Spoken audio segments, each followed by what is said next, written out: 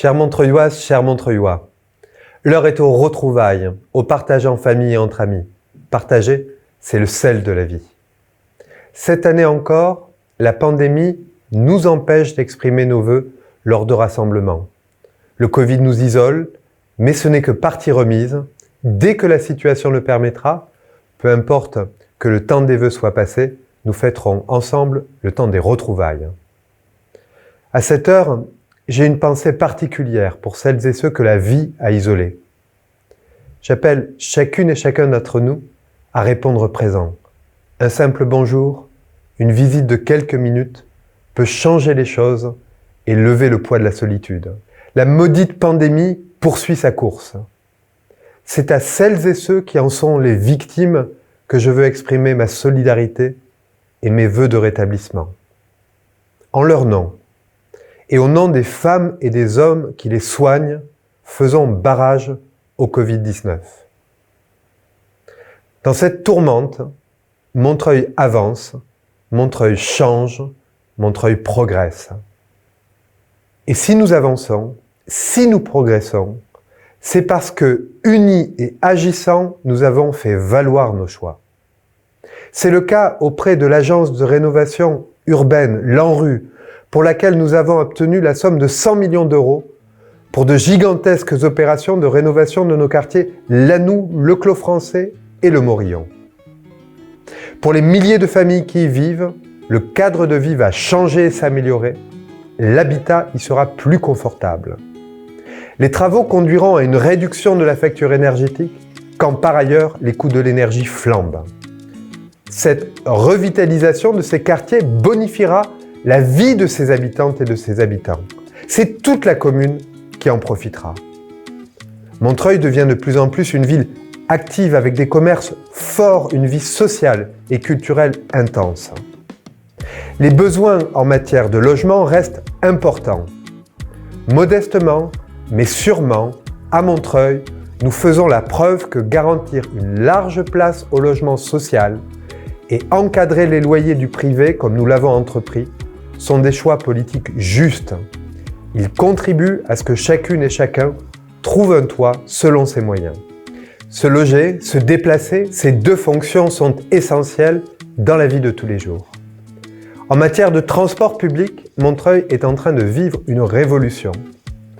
Elle ne se fera pas en un jour, mais elle avance à marche forcée.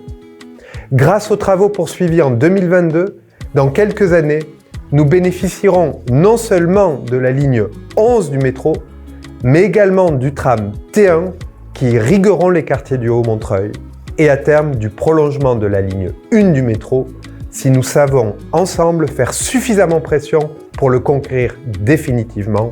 Le prolongement de la ligne 9, quant à lui, reste à gagner. Chères Montreuilloises, chers Montreuillois, amis, je veux vous assurer que le Père Noël qui a fait, je l'espère, le bonheur de vos petits, n'est absolument pour rien dans l'extension et la création de ces nouveaux moyens de transport. C'est à notre entêtement commun que nous devons ces avancées décisives. Décisives car elles faciliteront les déplacements, elles permettront dans le même temps de réduire la circulation automobile, ce qui est bon pour les oreilles et bon pour les poumons.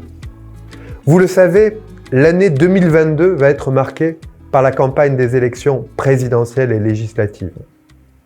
Telle qu'elle se déroule actuellement, cette campagne n'inspire pas la joie.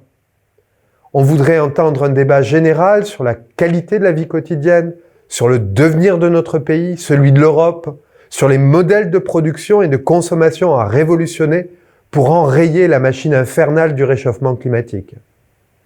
Au lieu de cela, c'est le racisme et l'antisémitisme qui ont pris place dans le débat présidentiel.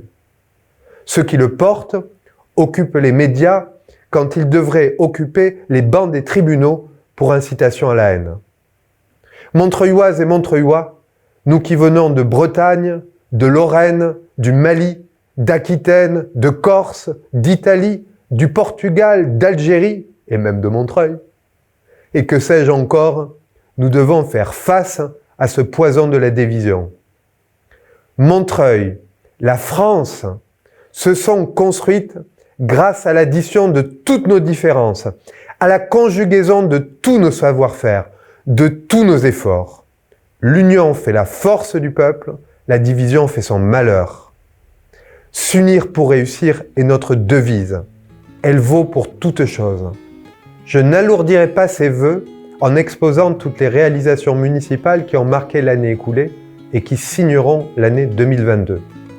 Elles concernent la petite enfance, l'alimentation toujours plus saine et accessible de nos cantines scolaires, et bien au-delà.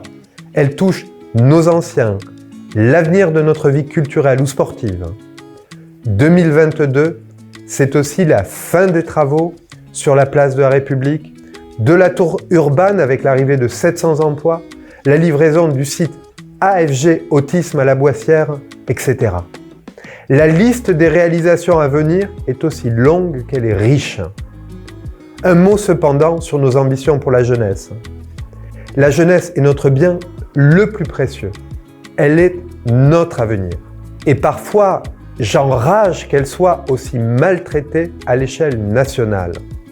Car nous avons assisté pour la première fois dans l'histoire moderne de notre pays au spectacle affligeant de jeunes étudiants ou non, faisant la queue devant les banques alimentaires pour se nourrir. À mes yeux, cette scène discrédite le système qui l'a produit. À Montreuil, le sort de la jeunesse nous préoccupe au premier plan. Notre travail municipal en sa direction en témoigne. Et en 2022, la jeunesse sera encore dans le carré de nos priorités. Nous placerons notre travail sous le sceau d'actions individualisées qui viseront à aider, à soutenir et à promouvoir les jeunes engagés sur la voie du devenir. Cela coûtera, mais cela sera un bon investissement pour les jeunes et au bout du compte pour notre collectivité. Chers Montreuilloises et Montreuillois, une épée de Damoclès est encore suspendue au-dessus de nos têtes. C'est la pandémie. Il tient à chacune et à chacun d'entre nous de la combattre. Ce faisant, nous allégeons le poids que supportent les femmes et les hommes qui nous soignent dans nos hôpitaux, comme notre CHI André Grégoire et dans nos centres de santé, Savatero, Daniel Renoux et Léo Lagrange. Nos soignants sont sur le front de la maladie depuis 2 ans. Nous n'en finirons pas de les remercier pour leur dévouement. La pandémie a également épuisé une partie de nos finances en nous privant de recettes liées à l'activité et en générant des dépenses supplémentaires, en particulier dans l'indispensable domaine de la solidarité. À juste titre, le gouvernement a mobilisé plus de 210 milliards d'euros pour les aides aux entreprises et éviter ainsi un naufrage économique. Nous attendons de lui qu'il vienne maintenant en aide aux collectivités locales. Mais c'est malheureusement l'inverse qui risque de se produire. Préparons-nous à nous mobiliser collectivement le moment venu. Face aux ravages de la pandémie, nous avons vu à quel point le service public était indispensable. Et je veux remercier à cet instant notre personnel communal d'avoir fait front et de continuer à servir. Chers Montreuilloises et Montreuillois, comme l'an passé, et malgré la crise sanitaire, en 2022, les élus de votre ville et tout le personnel communal que j'ai l'honneur de représenter ne ménageront pas leurs efforts. Ils donneront le meilleur d'eux-mêmes pour qu'avec vous, avec votre aide et votre soutien actif, Montreuil avance encore et toujours. Chers Montreuilloises et Montreuillois, je vous souhaite le meilleur pour vous et vos proches. Et je vous souhaite une très bonne année 2022. Merci de votre attention. Vive Montreuil, vive la République et vive la France.